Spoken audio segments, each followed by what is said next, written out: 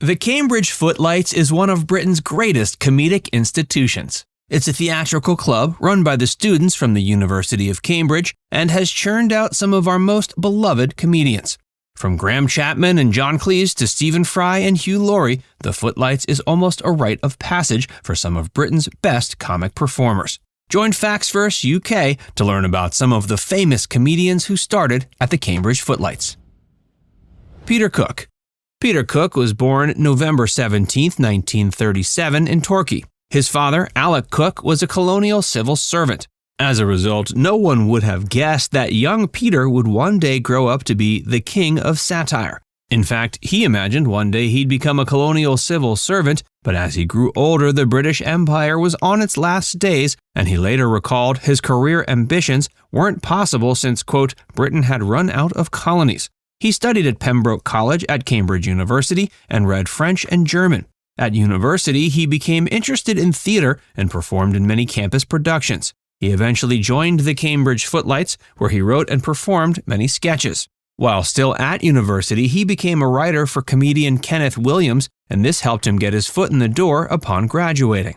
Peter Cook's big break came with the stage show Beyond the Fringe, in which he performed alongside Jonathan Miller, Alan Bennett, and Dudley Moore, the latter of whom eventually became his comedy partner. Beyond the Fringe is still considered classic British satire, and Peter Cook eventually went from being an amateur writer and comedian to one of Britain's comedy icons, and a father figure to later generations.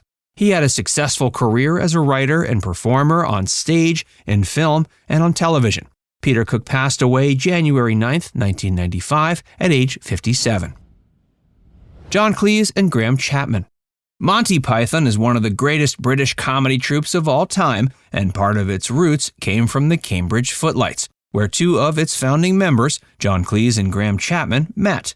Cleese came from a humble family in Weston-super-Mare in Somerset. His father, Reginald Cleese, was an insurance salesman. Coming from such an ordinary background, John decided to read law when he studied at Cambridge. However, when he wasn't paying attention on how to ensure justice in Her Majesty's United Kingdom, he was writing comedic sketches and even performing in them while he fraternized with his fellow Footlights members. One of his first major gigs upon graduation was to write sketches for the Frost Report. He realized he would earn more from this job than from an entry-level position at a law firm, and this was the deciding factor for him to pursue a career in comedy. And of course, we're all glad he did. John Cleese is still known as one of the icons of British comedy and still gives talks and interviews discussing his career, comedy, creativity, philosophy, and his commitment to free speech.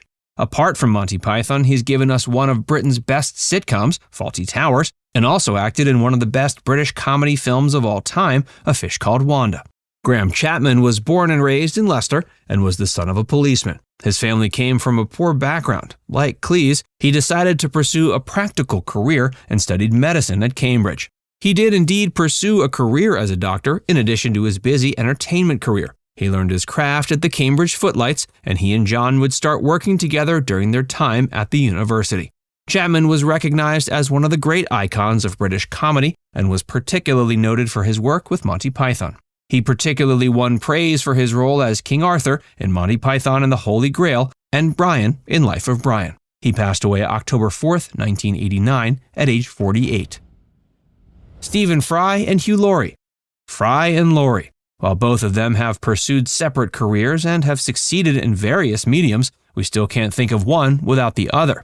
Stephen Fry and Hugh Laurie met at Cambridge and eventually joined the Footlights together. They put together a revue show which became huge. They worked alongside other students who eventually became stars, including Tony Slattery and Emma Thompson. They would often work together, perhaps most notably in the film Peter's Friends. Fry and Laurie tried their hand in a variety of sketch shows, including Alfresco and Saturday Live. But their big break came when they starred in A Bit of Fry and Laurie. They later starred together in Jeeves and Wooster. While we haven't seen them together in a collaboration for some time, there's still hope we will.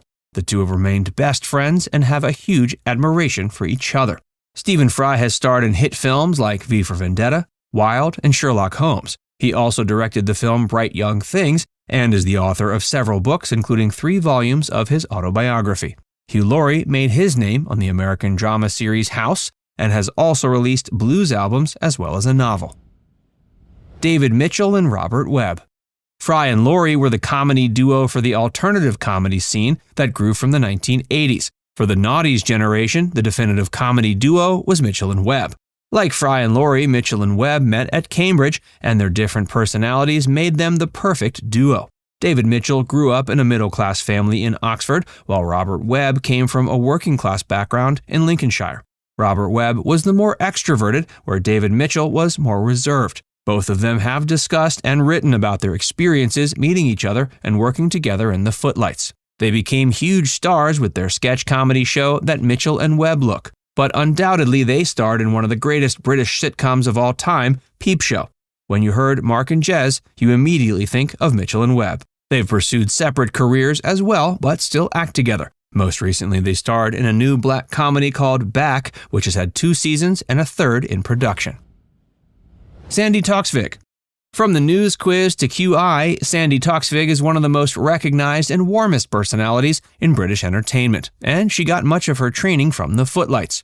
She came from a Danish family, and her father was a famous broadcaster. She grew up briefly in America and had a strong American accent when her family settled in England. She attended a rather posh school and had to learn how to speak and receive pronunciation, which led to her now impeccable and famous accent. She's truly a Renaissance woman, as she's hosted the news quiz, written several books, and acted in plays, films, and TV programs. She replaced Stephen Fry as the host of QI and has received acclaim for her hosting. She's also dedicated much of her time to activism and to politics. She's recognized as one of the warmest personalities of British entertainment, and without a doubt, her training with the Footlights helped prepare her for her remarkable career. Simon Bird and Joe Thomas. One of the most popular sitcoms that depicted the youth of England was The In-Betweeners. It gave us 4 of the most memorable teenage characters in British sitcom history. 2 of the characters, Will and Simon, were played by Simon Bird and Joe Thomas, respectively. The 2 were both members at Footlights and became huge stars when they appeared in The In-Betweeners. They've both gone on to pursue separate careers since then. Simon Bird helped create the panel show The King is Dead and was the host. He also appeared in the sitcom Friday Night Dinner. Joe Thomas has established himself as one of the best comic actors of his generation and one who can also take on dramatic angles when needed. He won praise for his role as Kingsley in Fresh Meat and won praise for his role on the sitcom White Gold. He also starred in the comedy film The Festival. He's made notable appearances on other popular shows such as Would I Lie to You, Richard Osman's House of Games, and Hobby Man. Now it's time to hear from you. Do you think contemporary British comedy is just as great as it once was? Or has the golden age of British humor largely died out? Let us know in the comments section below.